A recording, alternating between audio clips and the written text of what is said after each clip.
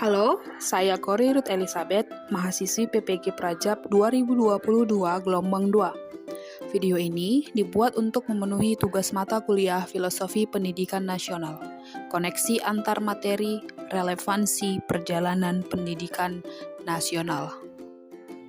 Pendidikan sebelum kemerdekaan hanya menginisiasi pendirian sekolah kabupaten, namun hanya khusus mendidik calon-calon pegawai saja. Seiring waktu, berdiri pula Sekolah Bumi Putra yang terdiri dari 3 kelas. Pada kala itu, rakyat juga diberi pendidikan berupa pengajaran calistung. Pembelajaran tersebut lagi-lagi hanya seperlunya saja dan hanya mendidik orang-orang yang akan membantu Hindia Belanda untuk beberapa usaha yang mereka miliki. Jadi, pendidikan yang ada semata-mata untuk memperbesar keuntungan perusahaan mereka sendiri. Lalu, pada tahun 1922, Ki Hajar Dewantara mendirikan Perguruan Nasional Taman Siswa yang bertujuan untuk memajukan pendidikan pribumi.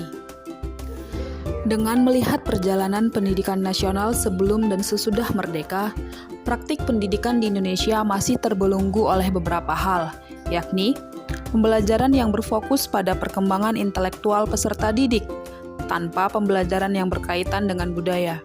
Selain itu, sistem pendidikan yang lebih mementingkan peningkatan intelektual dan nilai belajar tersebut mengakibatkan peserta didik tidak leluasa untuk belajar dengan tentram karena peserta didik dituntut untuk memiliki dan memperoleh nilai belajar yang besar tanpa adanya peningkatan potensi diri peserta didik. Kemudian, adanya ketidakmerataan kesempatan untuk memperoleh pendidikan di Indonesia. Pendidikan adalah serangkaian proses untuk memanusiakan manusia.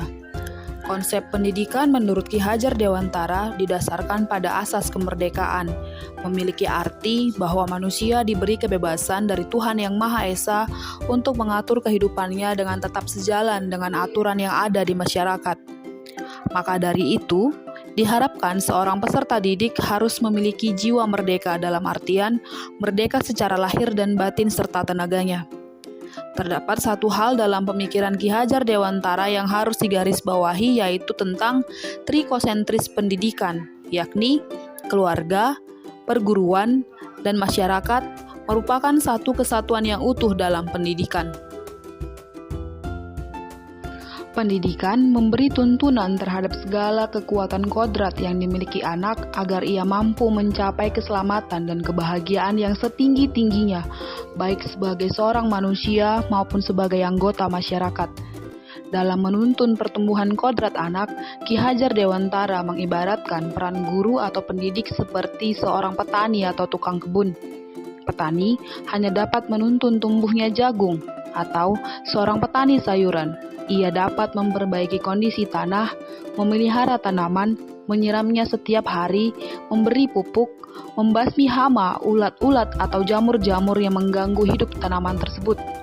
Petani tidak dapat memaksa agar jagung tumbuh menjadi padi, ataupun tanaman sayuran sawi tumbuh menjadi pepaya. Begitupun dengan guru maupun pendidik. Pendidik hanya bisa menuntun dan merawat tumbuh kembangnya anak sesuai dengan kodratnya. Pendidikan anak berhubungan dengan kodrat alam dan kodrat zaman. Kodrat alam maksudnya, kita sebagai pendidik harus memberikan teladan yang baik dengan harapan siswa dapat meneladaninya demi membentuk karakter siswa. Misalnya, bersikap sopan dan ramah terhadap sesama, baik di lingkungan sekolah maupun di lingkungan masyarakat. Sedangkan kodrat zaman yaitu pada pendidikan global menekankan pada kemampuan anak untuk memiliki keterampilan yang mengikuti zaman seperti penguasaan IT. Dasar pendidikan selanjutnya ialah penanaman budi pekerti atau pengembangan karakter. Menurut Ki Hajar Dewantara, budi pekerti adalah perpaduan harmonis antara pikiran, perasaan, dan kehendak atau kemauan, sehingga menimbulkan tenaga maupun semangat. Hal ini menjadi salah satu aspek penting yang harus diperhatikan dalam pelaksanaan pendidikan. Budi pekerti juga merupakan model dasar kebahagiaan yang berperi kemanusiaan. Budi pekerti merupakan kunci untuk mencapai keselarasan dan keseimbangan hidup. Konsep pengajaran saya berubah setelah mempelajari filosofi pendidikan dari Ki Hajar Dewantara. Saya menyadari kekeliruan bahwa selama ini memandang anak sebagai objek dalam pembelajaran kelas. Seharusnya merekalah subjek pembelajaran. Merekalah pemegang kendali pembelajaran. Pendidikan haruslah berpihak pada murid.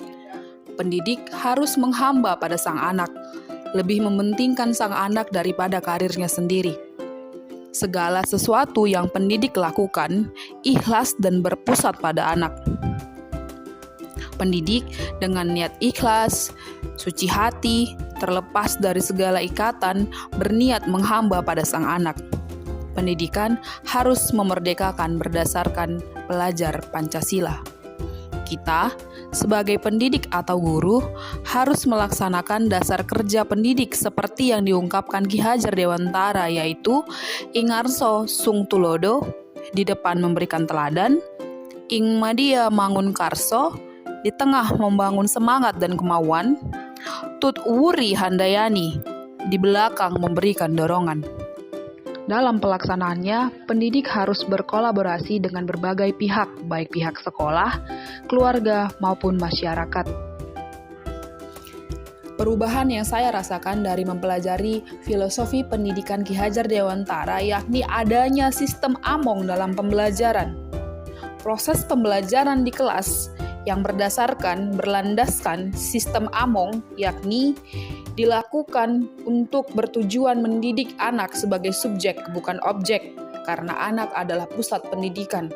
Dalam pembelajaran tidak menghendaki paksaan-paksaan, melainkan memberi tuntunan bagi hidup anak agar dapat berkembang dengan selamat, baik lahir maupun batinnya. Menyadari bahwa setiap anak itu istimewa, unik dan memiliki potensi dalam dirinya. Dalam sistem among, anak dididik di sekolah sesuai dengan bakat dan minat. Pendidik sebagai Tut Wuri Handayani berperan menuntun, mengasuh, membimbing anak sesuai kodratnya agar jiwanya merdeka, lahir dan batin. Guru memberikan kebebasan pada anak dalam memilih gaya belajar yang mereka sukai, yang dari tadinya hanya menuruti instruksi akan berubah menjadi merdeka belajar.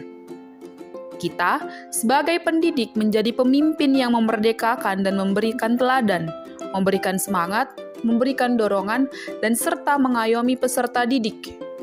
Guru menjadi fasilitator dan motivator dalam pembelajaran sebagai mitra belajar peserta didik. Karena tujuan pendidikan itu sendiri berfokus pada murid-murid dan murid. Pendidik adalah penuntun, sehingga dalam pembelajaran di sekolah, tugas guru hanya menuntun, membimbing peserta didik dalam mencari dan menemukan konsep-konsep teori dan membantu mereka menerapkan konsep dan teori yang sudah mereka pelajari dalam kehidupannya, sehingga anak-anak atau peserta didik tidak kehilangan arah dan membahayakan hidupnya. Yang bisa saya terapkan lebih baik di kelas saya agar mencerminkan pemikiran Ki Hajar Dewantara adalah yang pertama, saya sebagai pendidik harus disiplin dalam waktu di sekolah. Kedua, saya sebagai guru harus menjadi teladan, harus pemberi semangat, serta pemberi dorongan dalam menanamkan nilai karakter kedisiplinan, kerjasama, tolong-menolong dalam setiap kegiatan yang ada di sekolah. Yang ketiga, saya sebagai guru harus mendorong dan memotivasi peserta didik saya untuk saling berbagi atau saling solidaritas jika ada salah satu warga sekolah yang mengalami kekurangan. Misalnya ada musibah, orang tua meninggal, serta saya harus membiasakan anak mencintai lingkungan kelas ataupun sekolahnya. Yang keempat, saya sebagai guru bertugas untuk meningkatkan karakter anak dengan pembiasaan yang secara kontinu, seperti mengawali aktivitas pembelajaran dengan berdoa, saling memuji di antara teman, saling memberikan kata-kata positif untuk teman, kata terima kasih untuk bantuan maupun pujian dari teman, kata maaf jika melakukan kesalahan, baik sengaja maupun tidak, serta memudayakan budaya lokal untuk mentransformasikan pendidikan karakter anak. Demikianlah video tugas koneksi antar materi relevansi perjalanan pendidikan nasional dari mata kuliah Filosofi Pendidikan. Atas perhatiannya, saya ucapkan terima kasih.